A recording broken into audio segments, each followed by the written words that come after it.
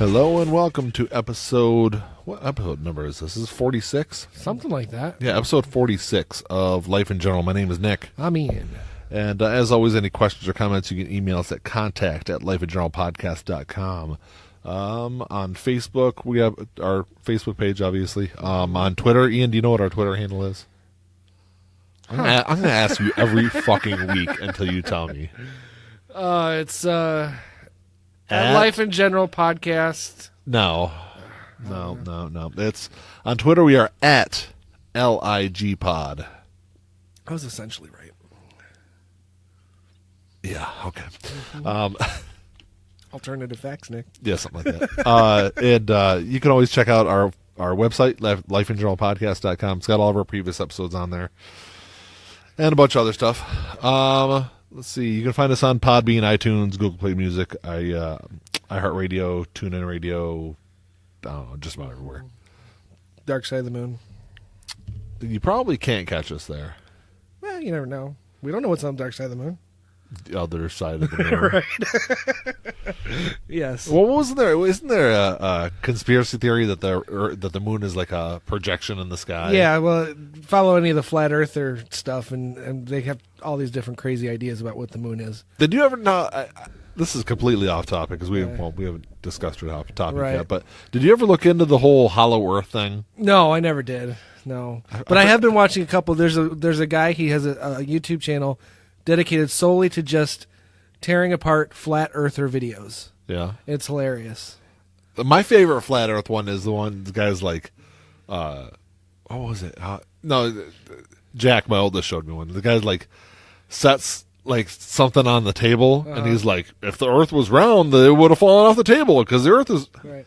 Well, and there's another one where they do that. They set something on a flat surface, like a table. Yeah. And then they set that same thing on a ball, and it falls off, and they're like, "See, that's yeah, the kind of the same one? Principle." It's like, what the fuck is that? Yeah. Now, if you set something microscopic on that ball, it's not going anywhere, because we're microscopic on the face of the earth. Yeah. And then I saw another one where a guy was like, I remember he went out X amount of miles or whatever and put a stake in the ground. And then he went back and looked at it with binoculars, and he was like, if the earth was really round, there'd be a curve. There'd be a curve, and I wouldn't be able to see the stick. Right, but you can't go out far enough to see the curvature of the earth. Exactly. I do that same thing. I've been in airplanes before. You can see the curvature of the earth. You can see the curvature of the earth. Yes. Yeah, I wonder if some of the people that believe that and talk about that really don't really believe the earth is flat, and they just say it just to kind of get a rise out of people. I'm sure there's a few of them, but all I can do is watch these videos and assume, based on how animated and passionate they seem to be about it, I can only take them at what they're saying. Yeah, that's true. And you watch a lot more than I do, because I try to stay away from that crap. Well, I get bored, so that's what I watch. I watch silly conspiracy theory videos, and I watch stuff like that. And this I've only watched a couple of them so far, and I forgot his name, which sucks. I don't know. I kind of want to plug him. He's funny. Yeah. But yeah, he basically... I bet you do want to plug him. Okay. But he takes these flat Earth videos, and then he breaks them down. Yeah. Basically says how stupid they are. Yeah, essentially. But he does it, rationally. In a comical way. Yeah, and it turns out to be funny. Yeah. That's cool. So, but anyway, we do have a topic, and actually, it's kind of different from what we were originally going to talk about. Somewhat. But it's kind of along the same line. So it's just originally we were going to do something, not political or newsworthy. The goal was, because we did a political show. I think we've done two of them in a row, and we haven't really talked politics in a while. No, we are getting closer before to the last two. Yeah, but I think the last week there's been so much shit going on. Yeah, and really with this whole anonymous letter from the White House, from someone within the White House, allegedly. Yes. So if you have been following along with this, basically it's a letter talking about how there is a faction within the administration who is secretly plotting to not let the president do absolutely crazy shit. And that's kind of simplifying it to a degree. Well, that's because they're letting him still do some of the bad stuff, because if you read the article, it points out that there are good things. They said it like three times where there's like good things coming out. The tax reform and stuff that I see as bad anyway. Things, and that's why. So reading the letter, I think first off, I know you just read the article. I read it right before we started the show. Yeah. Who do you think? I have no clue. I haven't read the article till today, but obviously I've been hearing all this stuff about it. Yeah. In fact, Kellyanne Conway was on 2 separate talk shows today. Mike Pence was on 2 separate talk shows today, talking about it. And Mike Pence was asked if he'd be willing. Well, first he was asked if he thought it was anyone in his staff, and he misunderstood that question. At least that's what he said to mean the White House staff, and he says, "I don't know." Then they asked him if they very clarified the question, asking him if he thought it was anyone in the vice president's staff. Yeah. And he says, absolutely not. And he says, if you asked him, he's like, I don't have to. But then at the same point, he says he'd be 100% willing to take a lie detector test.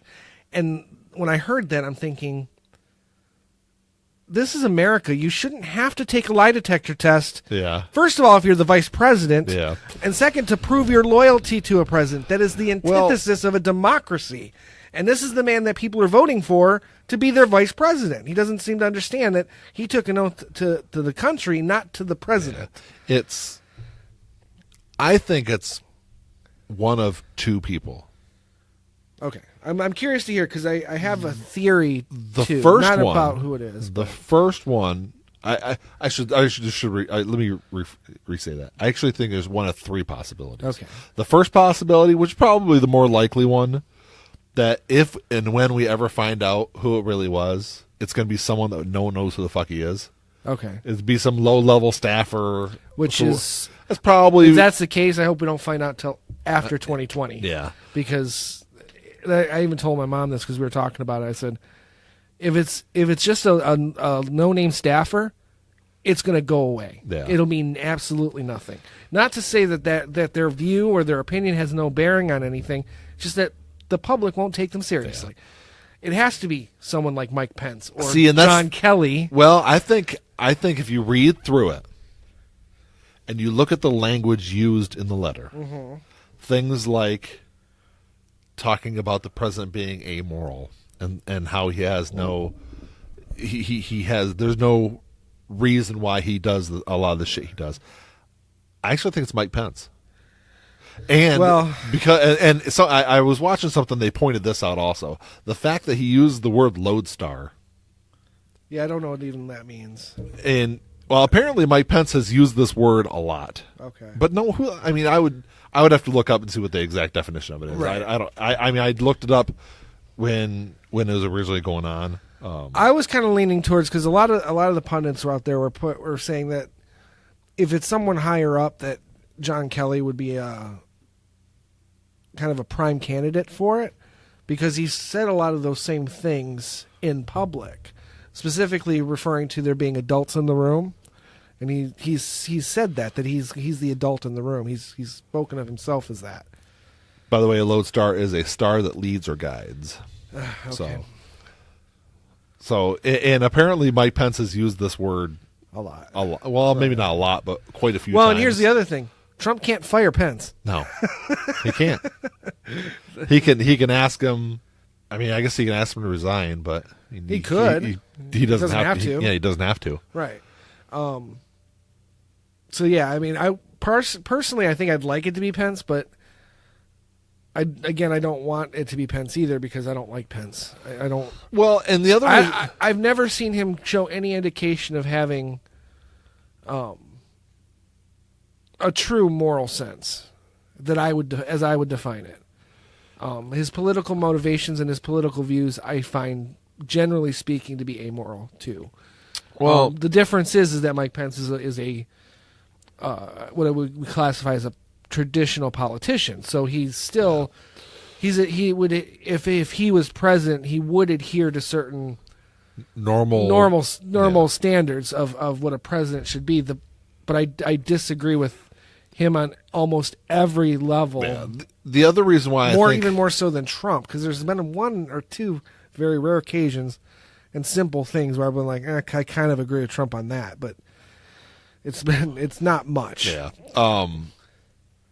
It's also about so whoever the author of this is definitely holds traditional conservative values. True.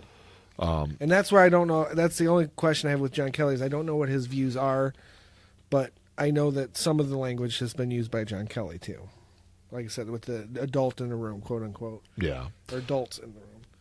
You know, and the other thing is, if this is in fact true, it's also kind of almost frightening to think that, regardless of whether or not you like the president or not, so basically the government is being run by unelected officials. Yes, and what's funny about that is there's those of us on this side are almost applauding it, which is sad. It is. Because we disagree so wholeheartedly with this president that any quote-unquote resistance to him, even if it is, we'll say, less than democratic, we're almost okay with it, and we shouldn't be. But at the same time, we don't... This president gets away with so much stuff and has gotten away with so much stuff throughout his entire life. I mean, he should have been in jail a dozen times over, even long before his presidency. Well, yeah, I mean, he has been... He's committed fraud. Well, look at it this way. He's been openly laundering money for the Russians since 83, 84, something like that. That's what they suspect. There's... who was it on Bill Maher the other night? He had... Yeah, I haven't seen it in a couple weeks. He had... Bill Maher... I'm blanking on the guy's name. He just wrote a book basically chronicling Trump's connection to Russia, and it goes back to like 1984. Okay. So, and yeah. And it's all through real estate. All through real estate. Laundering the money. And he was actually caught and didn't go to jail, but he was actually caught and like fined or something. Trump was? Yeah. Oh, I didn't know that. I didn't either. He's got a book out, so I guess I could probably read the book, but I'd have to go back and find out what the guy's name is, too. Now, the third option that I think is a possibility. So your first option was just a low-level staffer. Yeah, nobody. Second is Mike Pence. Okay, who's your third? Donald Trump. It's not unprecedented. It's not unprecedented. Because think of it. So you have all the confirmation hearings going on in Washington right now at the Senate. What a better way to wipe that out of the news, right? Than to do something like that. And it's not unprecedented because he's done things like that before. Yeah. He's called radio stations claiming to be someone else, talking about Donald Trump in a positive way, and they've done audio comparisons, and it's actually Donald Trump claiming to be these other people and doing these kinds of things. If we weren't dealing with people's lives, and essentially that's what politics does. It's dealing with people's lives and our safety and everything else. If it wasn't that, I would almost be entertained by it if that were the case. But I mean, this is the president of the United States. He shouldn't be acting like that. If it came out that it was him, it never will. If it is him, it will never know. No. Because he'll never admit it. Know, more than likely, we're never going to find out anyway. Oh, I think we will, but it'll be a few years from now. Yeah. Unless it's a low-level staffer and they weed him out themselves. Yeah. Which is a possibility, and then they'll crucify him in the public eye. Yeah. But say it was Mike Pence, we're not going to find out until years later when he writes his autobiography. I think his name is Kevin McCarthy is in the House, right? I'd have to look. Yeah, but anyway, he had like an opposition op-ed released within the last couple of days, basically calling this anonymous person out for not using their name. He said, if you really feel that you need to come out and say something, use your name and step out and typically I would agree with that, but the point of this op-ed is that it's a quiet resistance. Yeah. And if this person does release their name, they'll lose their job, and that again would eliminate any possibility that they could continue to do what they're doing. Yeah. But from the right or wrong from the article, it's not just a singular individual. Right. It's a group. Yeah. And quite honestly, with part of his cabinet included in it. Reading it, I wasn't really shocked by any of it. I mean, no. We've always known that there's, ever since he was inaugurated, ever since then, we've known that there are people who are, like Paul Ryan, for example. He's using Trump to get his agendas pushed through, but he's constantly having to run interference for the president on the crazy shit. Yeah. So we know there's people doing that anyway. Now, this article is implying that it might be a little bit on a much larger scale, but we've known about this, and we know about his behavior, his personality traits. None of that was being a man-child. Yes, none of that was confusing in the slightest, or not confusing, surprising in the slightest. None of it was. So, at the end of the day, this article really doesn't tell us anything that we didn't already know. Yeah. It's just now it's public knowledge as far as like legitimate public knowledge. Yeah, I mean, like one part of the article, it says the bigger concern is not what Mr. Trump has done to the presidency, but rather what we as a nation have allowed him to do to us. Yes, we have sunk low with him and allowed our discourse to be stripped away of civility. I mean, that's true. That's true. I mean, if you look at I guess he had told somebody off the record that he was regretful that he said that not the Nazis were, the Nazi sympathizers were decent people. Because he came out against. I guess he came out against. Well, yeah, after the whole Charlottesville thing. Yeah. Did he ever really come out? I don't remember him coming out and saying that it was bad, that they were bad people. He did, but he didn't. Right. It was more like, But he I guess he regrets even saying anything about them. Yeah. Well, as he should. I mean, that's. Well, he should. He should. So many. You should never regret saying that Nazis are bad people. Oh, I misunderstood. I thought he said he regretted saying that they weren't. That some of them were good people. I thought he regretted. No. He was his acceptance. No. Because Okay, so he did say there was good people on both sides, is what he said. Right. But then later, what was it? Like a week or so later, he did make a statement about. I forget exactly what the hell he said, but I guess he regretted the comments. That's what I mean. Nothing surprises me about none of this. You have a man who, I mean, he's obviously not an idiot. I mean, I don't think he could have gotten where he's gotten. No, but I just presidency with being the idiot that sometimes he seems like. But there are so many things in this world that are just easy. For example, when the Nazis are around, you say they're bad. That's an easy thing. That's super easy. Nazis and skinheads are bad. Ku Klux Klan is bad. These are simple things. You don't even have to think about it. Yeah. When McCain died, it would have been just simple for him to say, "I didn't always agree with him, but he was a patriot." Well, no, that's as simple as it gets. It came out that they're putting a comment together, and he was the one that killed it. Yeah, but that's what I'm talking about. These are things that are just easy. He didn't even have to have someone put out a statement. He could have just said it, and it would have been done. Nothing else. The flag going up and down. These are easy things. Yeah. And I'm not. I don't want to glorify John McCain too much because that was actually one of my suggestions for our topic. Is when someone dies, do we forget about some of the bad things? But that's not just a politician thing. That's that's an every person thing. Yeah, even family members. True. But we always tend to look back at the good stuff. the good side of people. But when you're dealing with people who are in the public eye, not specifically public eye, but in the public eye where their voice and decisions affect other people, you can look back and say, I'm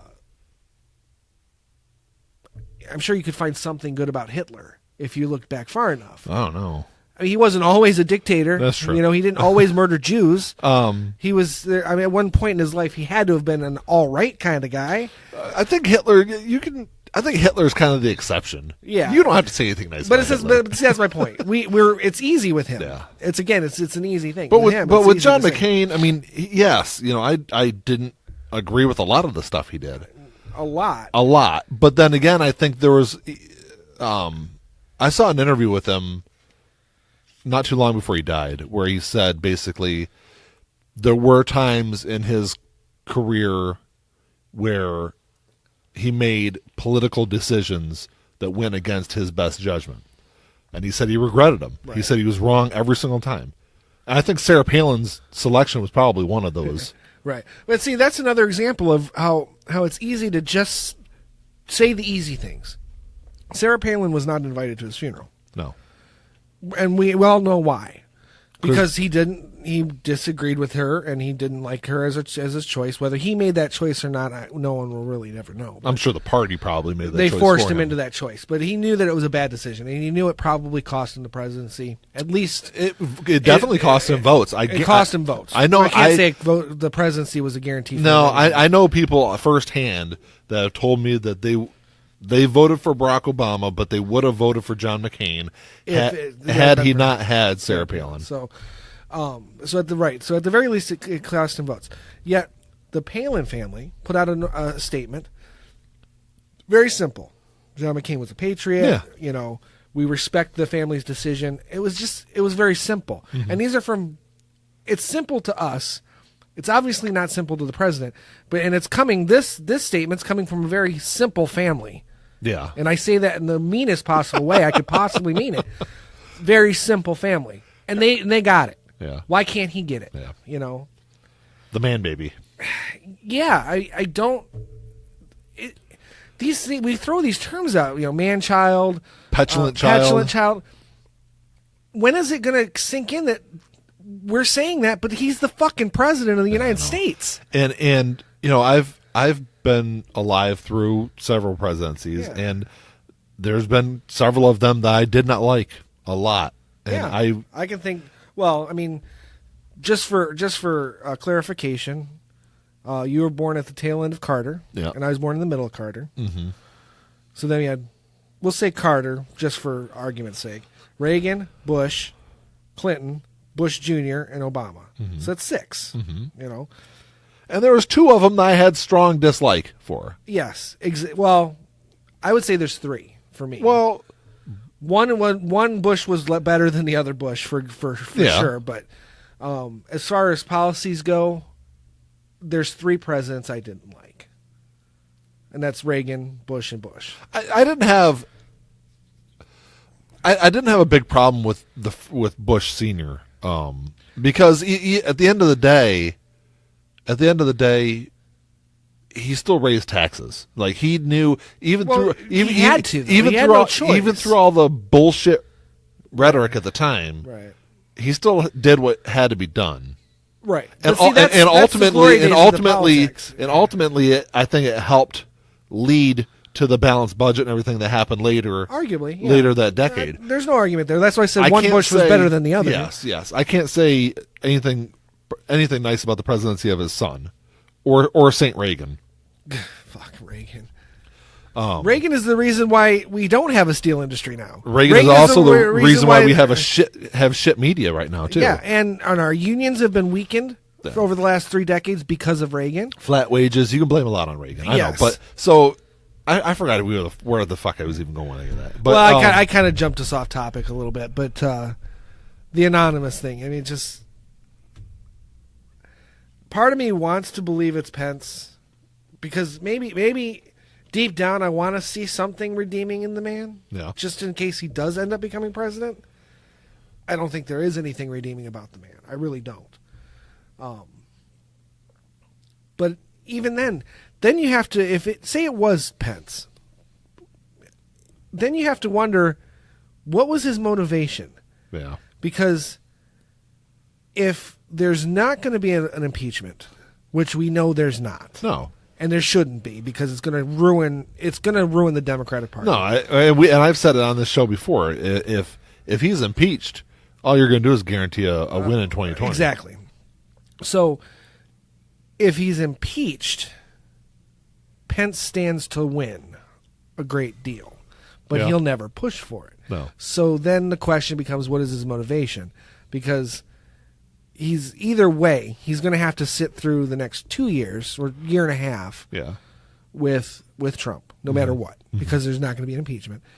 And then potentially another 4 years after that. Yeah. And we know that given the track record thus far, there won't be any chance that a Republican will most likely win in 2024. Mm-hmm. If we have 8 years of Trump, there's no way a Republican's going to win. So what are his chances of becoming president? That's why his motivation is off. Yeah. That's where I question whether or not it's him. If impeachment was a distinct possibility, then this article being by Pence, then it's he's got great motivation for it. It definitely makes sense. If you can get Trump out before 2020 and he becomes president, he's guaranteed 2020. Probably. Because the Democrats will, burn their bridges with any independent Republican. Probably. So he's guaranteeing himself the presidency for at least 6 years, if not 10 years. Possibly. So that's why I don't think it's Pence, because he doesn't stand to gain anything from it. Yeah. But like you said though, I don't really see anything that's gonna change. Oh, it's not. Nothing's gonna change. People are gonna support Trump really regardless of what he does in office. I think there's a line somewhere, and not for all of them. Look at it this way. You go out in public. I don't know if you've seen it before. I've seen people with like the deplorable bumper stickers. Yes, I see it all the time. And patches and things like that. And I see. There's a guy who lives by me, drives his car. He's got one of those car magnet things that you put on the doors, and it says "God bless President Trump" on it. Yeah, and it's big, bold. It covers his whole car door. But but more so to the deplorable thing. That was a comment by Hillary Clinton talking about racists, bigots, Nazis, the scum of our society, is which came out in droves for Donald Trump. Yes, and that's what she was referring to. So now you have all these people, because Fox News painted it as something different, right? That think, oh, well, she wasn't going after the scum of our society; she was going after the Trump supporter, right? So she was just talking so happens about me. that there's an intersection. Yeah, there. I voted for Trump, so you know what? Fuck it, I'm a deplorable. Well, I want to walk up to these people and say, "Oh, are you a child molester?" Right? Because that's what she's fucking talking about. Right.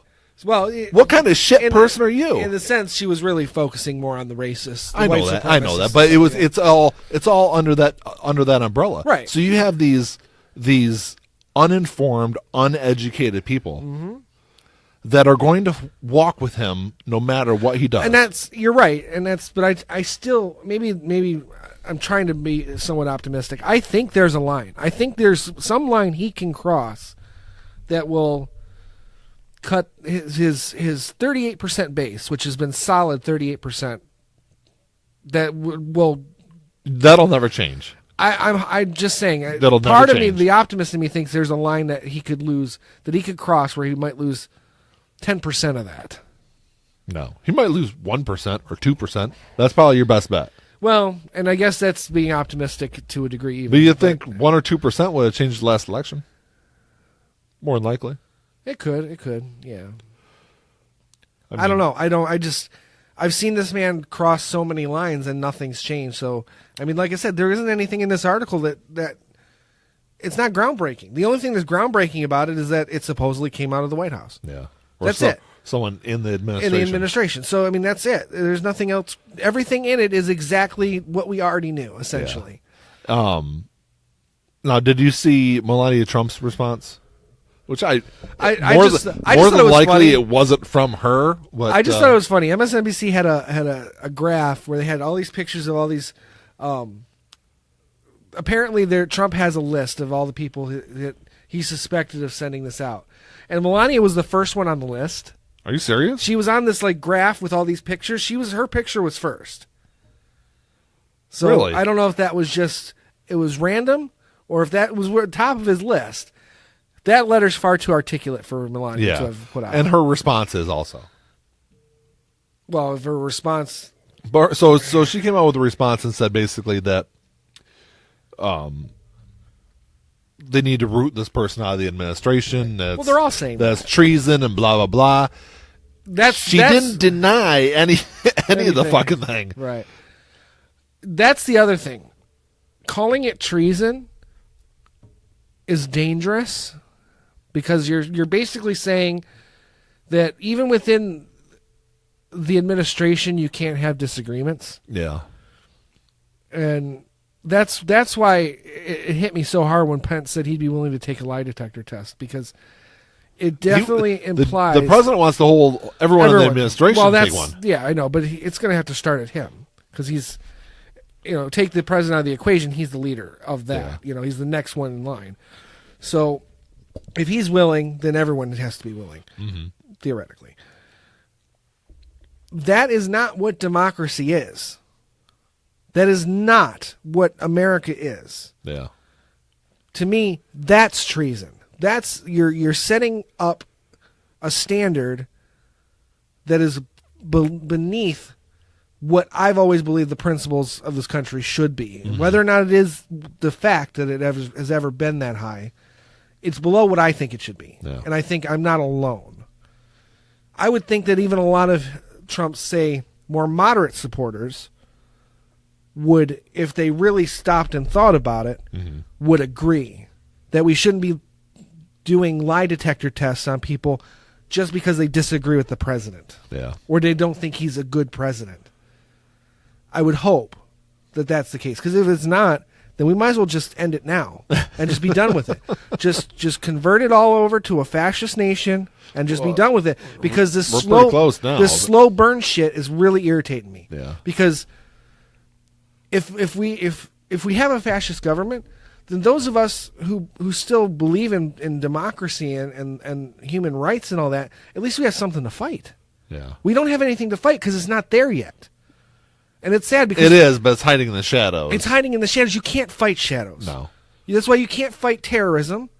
You can't fight drugs. These are things that don't exist yet. They're not tangible yet. You don't have a real enemy. No. We don't have the enemy yet. We see it on the horizon, but we don't have it yet. And if you try to fight it too soon, you look like a fool. Yeah. No one ever wants to be the one to fire the first shot. And I'm talking metaphorically. I'm not talking realistically. I'm talking metaphorically. You don't want to be the one to call it out too soon, because you look like the fool, even if you're right. It has to be evident.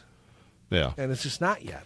I guess I'll kind of leave it like this. At the outset of this presidency, I was at least trying to give him a chance. Yeah, yeah. And you can go back to our very first podcast and hear you saying that. Yeah, and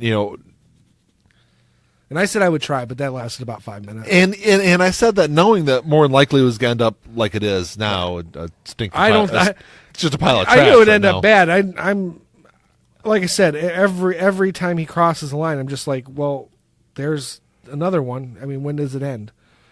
Yeah. I would say it's worse than I thought. I suspected it would. I mean, I don't know. I had a feeling it would end up like this. I was just trying to be optimistic, but it's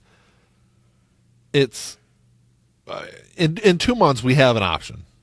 As long as people go out and fucking vote. Yeah, I mean, we have an opportunity to at least partially right the ship and install some kind of a check on the presidency and this administration. And that's hopefully that's all we're getting. We're voting for, because I think the Democrats are going to be foolish to push for impeachment. Yeah, I really do. But if they don't take the House or do anything in the midterms, I think you really kiss 2020 goodbye. Well, I mean, the economy could crash between now and then. I mean, you've got, because of I don't see that happening. Because of Trump's tariffs, is it General Motors or Ford? They're laying people off now. Yeah, but I don't think it'll get to the point where the economy will take that big of a hit. Yeah, it's hard to say. I mean, I guess the analysts saw 2008 coming, but I mean, at least on our level, I didn't see it hitting it as hard as it did. Yeah. I suspected we were going to get something, because that's what happens when you cut all the fucking taxes and still spend out the ass. Yeah. Which Republicans are apparently good at doing. Well, I mean, both sides are good at spending out their ass. Yeah, but Democrats try to pay for it. Yeah, for the most part. George W. Bush started 2 wars with the idea that the oil will pay for it. And that didn't do that. Actually, he had no plan to pay for any of it. And most of the war wasn't even on the budget. Right. That's why the budget ballooned so much at the beginning of the Obama administration, because he took these these wars that were on the credit card, basically. Yeah, and put them on the budget. Put them on the budget. Yeah. So it ballooned the budget. But, whatever. I mean, I don't want to get too far off subject there. So originally what we were going to talk about was... so I've always been a big fan of Meet the Press. Mm-hmm. I've been watching Meet the Press since I was... Tim Russer. Oops, I think I hit my mic there. Yeah, you did. So I used to watch when Tim Russer did the show. And then he was good. He was good. And then he died. Yes. And David Gregory took over. And I was not a David Gregory fan. No. Because Meet the Press was, at least for my first 32 years or whatever it was growing up. I think he died before that. It was like 2008 when he died. Oh, was it? Yeah. Okay. So Tim Russer would always go after people on his show. He didn't pull punches or anything. He didn't have softball questions or none of that didn't. stuff. And if you came on that show previously and said something, he'll call you out on what you said. Exactly. He'll stop the interview and show you what the hell you said. Yeah. And then grill you on it. And David Gregory did not do that. Right. It was a lot of softball interviews, and I stopped watching it. And I think Chuck Todd has kind of brought it a little bit more back, a little bit, yeah. A little bit. He's not as aggressive as Tim Russer was. But he came out with an article in the Atlantic last week, an op-ed, basically calling out the media in this country. And I have bashed on the media for 10 or 15 years. And publicly during the duration of the show. Yeah, exactly. Well, our first episode, I think we were talking about media and things like that. So I've been openly hostile against our media, and a lot of it's their fault because of a lot of the talking points and things like that. And so Chuck Todd wrote this article talking about how they need to get past that.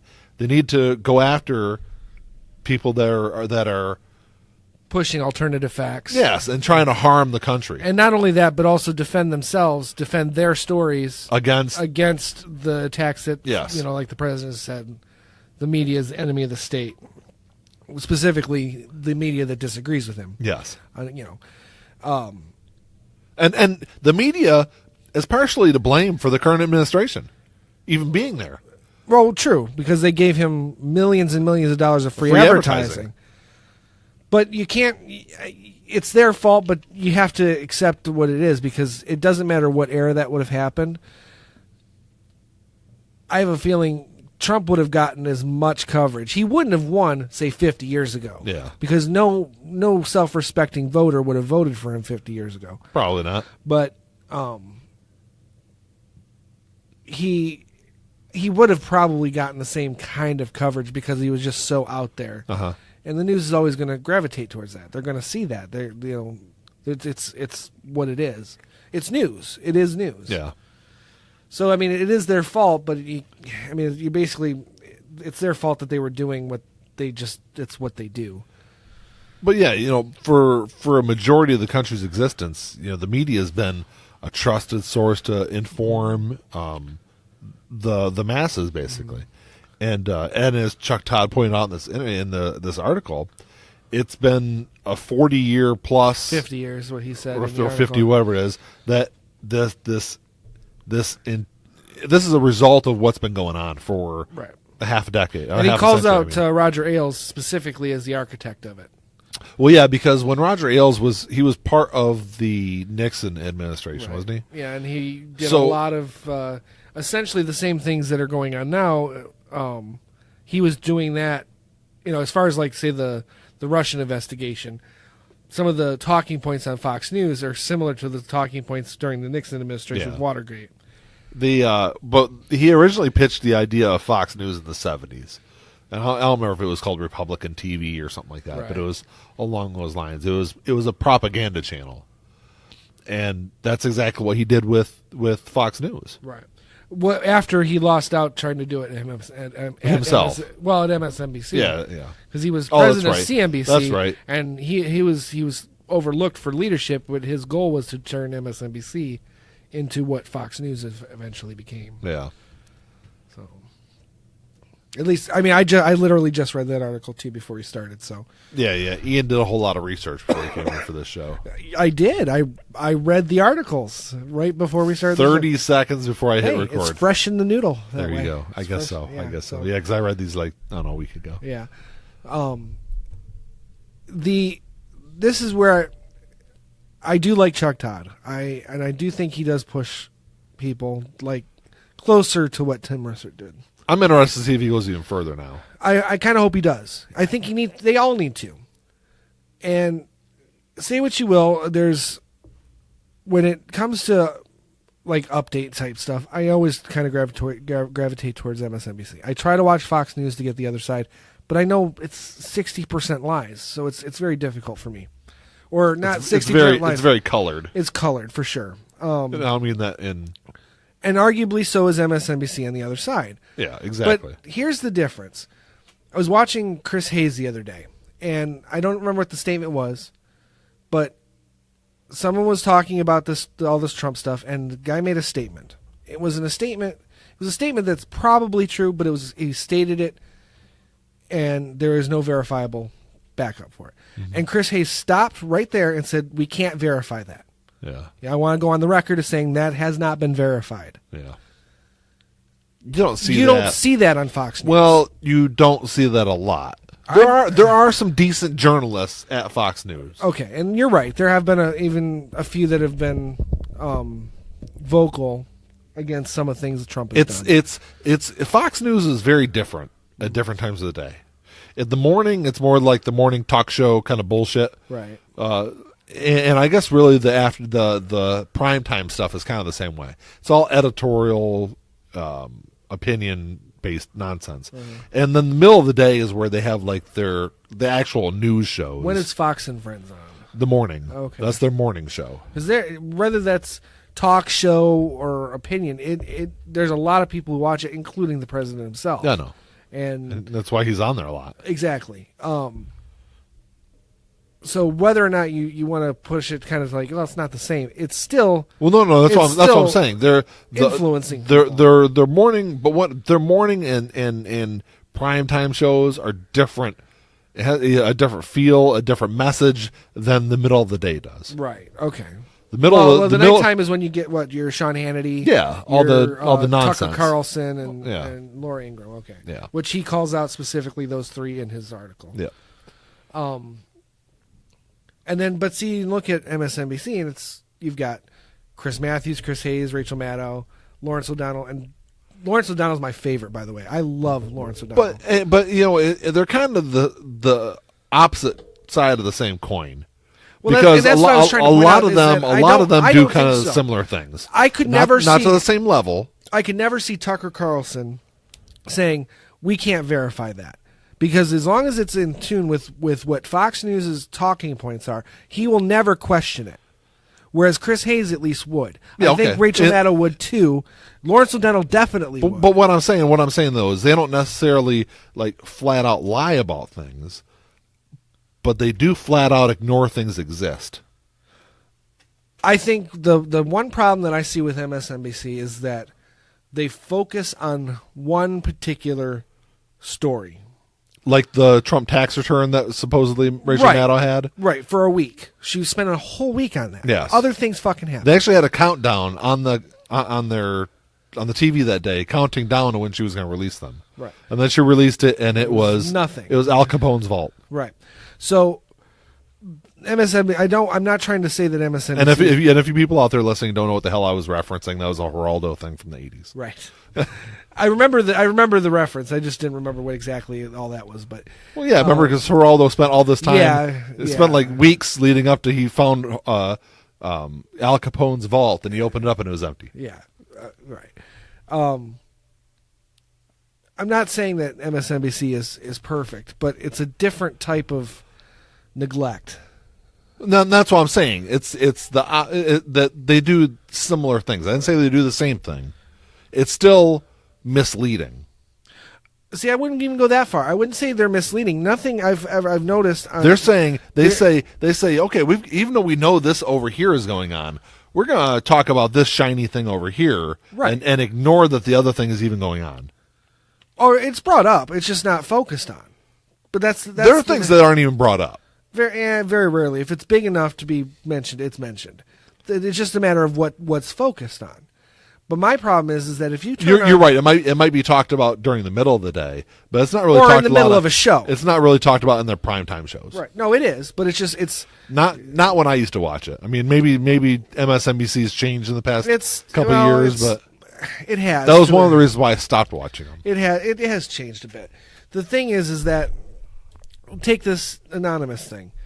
It's going to be talked about in depth on Chris Matthews, and it's going to be talked about in depth on Chris Hayes. Then it's going to be talked about. Well, no, Rachel Maddow doesn't. She usually has her own little story going on, but it'll tie into something with that. Rachel Maddow is more of I call her the historian journalist. She tends to just do these stories where she's comparing this to this. That's really what her show is now. It's pointing out little connections and continuities and discontinuities and stuff like that. I wouldn't necessarily call her more. That's why I call her more of a historian journalist.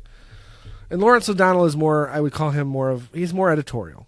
He may bring up the anonymous thing, but he's usually talking about how this stuff affects real people. It's more editorial and I would say more journalistic. Yeah, and really they shouldn't be talking about this anonymous thing anyway. But everybody is. That's I know the that, thing, but that's because, and that's why, kind of bring it back to what I was talking about originally, and that's one of the reasons why I think it could be the president, because you're not talking about Senate hearings, right? You're not talking about Russia, you're not talking about any of that.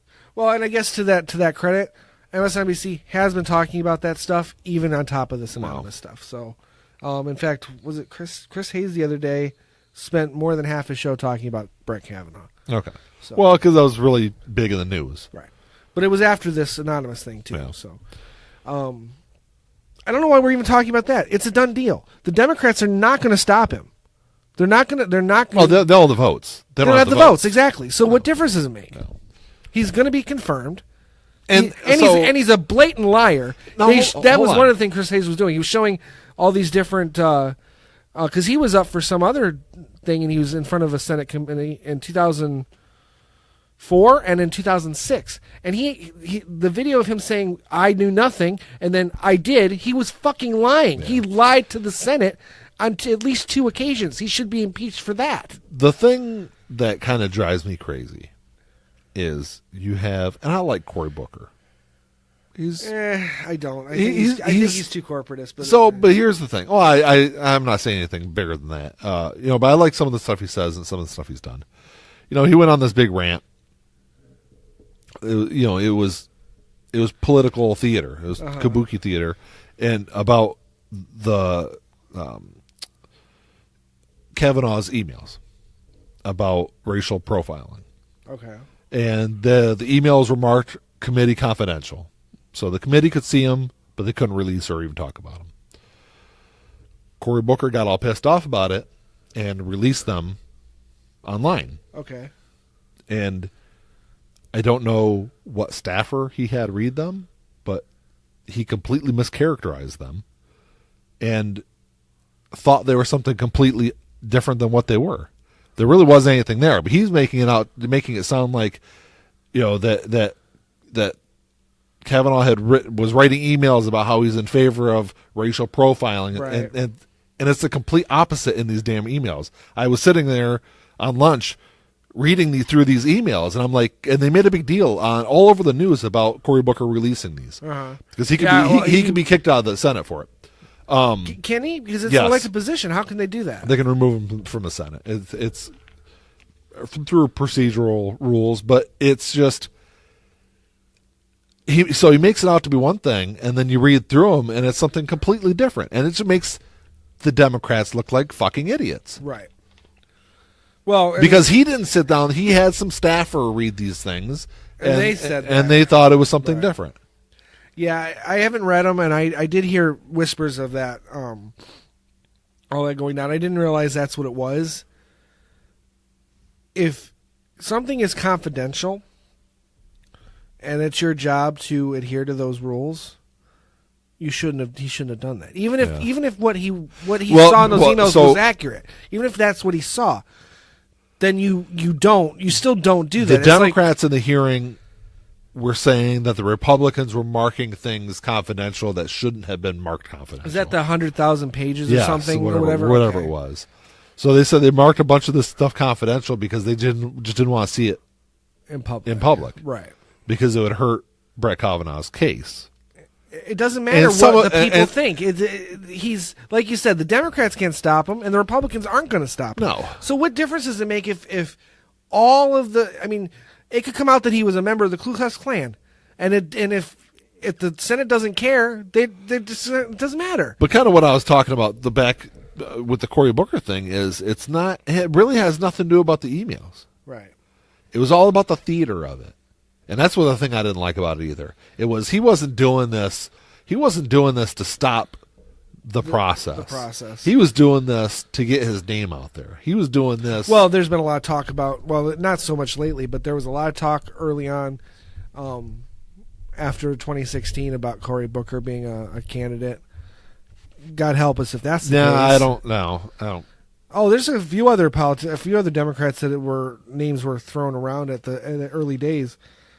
It's like, do you want to hand Trump the presidency? Because that's what you're going to fucking do. You might as well just not run anybody. Yeah. So I don't know. It's just all kind of frustrating. It is. Well, I mean, we blame the media a little bit for Trump. We got to blame the Democrats more so. Because they don't have enough spine to stand up to the tactics that the Republicans have been using, at least for the last 20 years. Because the Democrats always seem to take the high road. They try to, but they don't. I mean, this is a perfect example. So this wasn't a high road. No, they try to take the high road, but ends up not being that at all. Right. And you can't always take the high road when you're dealing with such low people most of the time. When you're dealing with someone like Trump, you can't take the high road. Yeah, well, I mean, you got to fight back at least a little bit. I think, that's what I was going to say. I think you could take the higher road. Yes, but you've got to fight. You've got to fight, and you may have to get your hands a little dirty to do it, because that's the only way you're going to be able to fight against someone as dirty as Trump. Yeah, I mean, and that we don't have anybody willing to do that. The Democrats don't have anyone with enough guts to do that. No. And maybe Bernie is that guy, but I don't know if he's got the stamina to do it. No, I don't think he does. So I don't know. But kind of going back to the media real quick, I think a lot of it goes back to greed, though, is the reason why they don't come out here. Well, we've said this before. So you've got big corporations, multinational corporations, that are running that basically own most of our media. At least all the big media. Right. Multinational corporations owning the media itself. So they don't want to put things out there that are going to hurt their business. Right. And then you have the news anchors that are more interested in their contract and ratings. Exactly. Their ratings, their opinion. Mm-hmm. They're more interested in any of that than the good of the nation. Right. Well, there's no answer to that, because I don't know. It just, like you said, maybe Chuck Todd will start getting better. Because I do like Chuck Todd. The two people I really like go out of my way to watch sometimes are Chuck Todd and Lawrence O'Donnell. Yeah. Because I know Lawrence he's old school. He's an old school journalist. Yeah. Same as Chris Matthews, but Chris Matthews has kind of gone off the deep end a little bit. No, only a little bit. Well, he could be a lot worse. Chris Matthews went off the deep end like 7 years ago. I've seen him worse than he is now, believe me. Okay. And with considering his view on Trump, he could be a lot fucking worse. Yeah. A lot worse. I almost said worser there. Yeah, I did. I heard that. I caught myself. Lawrence O'Donnell, though, he's old school. Yeah. I mean, he's got a Cronkite likeness to him that I really appreciate. I wouldn't go that far with Chuck Todd, but I would go that far with Lawrence O'Donnell. Yeah. I don't know. I don't want to get too far off into all that, but I mean, just... It's an interesting article. I think you should read it. Read both of them. Yeah, definitely read both of them. Like I said, the anonymous thing, my eyes weren't open to anything that I wasn't already aware of. No. And it does, I think, it gives credence to the deep state claims by the president Does it not? Well, no, but it specifically calls out saying that this is not the deep state. It's the steady state. Hey, give me a fucking break. See, that's the other thing. It's almost too articulate for Trump. Well, I'm not saying he wrote it. He has speech writers that could probably put something together. Yeah, he doesn't even... He doesn't use his speech writers most of the time for anything. I don't know. And when he does, he looks like he's boring. Yeah. You know, quite honestly, if he used his speech writers, he wouldn't win an election. I don't know about that. His base wouldn't have anything to rally against. Well, when he's reading, he's boring as shit. His base is going to vote for a shoe if the shoe is up for nomination against a Democrat. Right. Very true. I mean, it is. Yeah. You could say the same thing on the opposite side. There's a there are times where I would say it might not be 38%, but there is a very big chunk of the Democratic base that is going to vote for that water bottle sitting on the table over there if it has a D next to its name. Yeah, I suppose. You got it on both sides. So, elections are one in the middle. They used to be. They're No. They're one in the middle between, because you've got a certain percentage that's going to vote for Democrats, a certain percentage that's going to vote for Republicans. You've got to win a majority of the ones in the middle is what I'm talking about. Not necessarily political middle, but between those two factions. Right. That's where elections are. But see, that middle line, though, I think is... It moves. It does move. It moves. It's not moving in a direction of Republican or Democrat. What I think is moving is there's a line starting to separate the middle now. And pushing, one side over and one side over. Yeah. That's the divide that even Chuck Todd was talking about. And the Anonymous was talking about in terms of discourse. It was more in the Anonymous. That's where the discourse is existing. And that's whoever's creating that is pushing that wedge in between the middle. Yeah. And I don't know what the end result of that is, but it can't be good. I don't know. Well, I mean, it's just, I guess in the end of it, I mean, get out and vote in November. Yeah. Please. That's it. Please go out and vote. I mean, that's about all I could say on it. If you don't like what's going on, don't sit in your kitchen and bitch and complain about it. Right. Get out and actually do something about it. And even if you do like it, if you want it to stay the same, you go out and vote, because that's the only way. Nothing happens without votes. No. I've said it a million times. Politics is not a spectator sport. It shouldn't be, but it has become such. Get out, get involved, and do something. Go out and vote. If that's the least the least you can do, get out and vote. Right. Because it's a right that it's a fragile right. Well, it's look at it this way. If there's any one big cause that you are in favor of, whether it's abortion or immigration or whatever, if you don't vote, that's a vote for the opposition. Right. If you are pro-immigration and you don't go out and vote, that's a vote for anti-immigration. Right. I totally agree with that. But I don't know. I'll leave it there, Ian. You got anything else to add? I mean, not really. I think we covered everything. Yeah. Was it? It wasn't too bad of an episode. No, we didn't fight or anything. No, I know. It was kind of...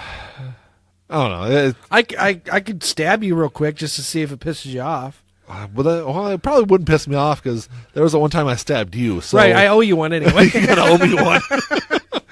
And I will cash in on that eventually. Eventually. Yeah, I'm just waiting for the right time. You hit me in a dream, you better wake up and apologize. Yeah. Who was that? Who character was that? I don't remember which one it was. Yeah. Reservoir Dogs. Yeah, it was in Reservoir Dogs, I remember. It's been 10 years since I've watched that movie. I don't know. Any questions or comments, you can email us at contact@lifeandjournalpodcast.com. Check us out on Facebook and Twitter and all that jazz. Check out our website, and that's about it. That's it. Talk to y'all later. All right, peace.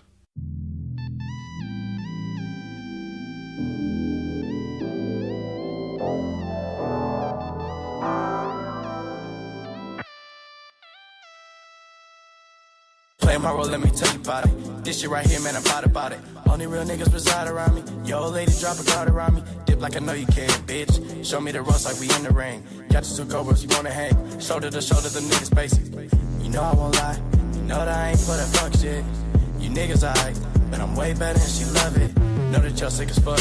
Here go this tissue, bruh. We taking the dub. Hoping you get you some. This hit like a pick me up. She taking my drugs. Now they see the sign. That's some downside. Know they sick as fuck. Know they sick as fuck. Tell them get well soon. Tell them get well soon. Know you sick as fuck. Get well soon.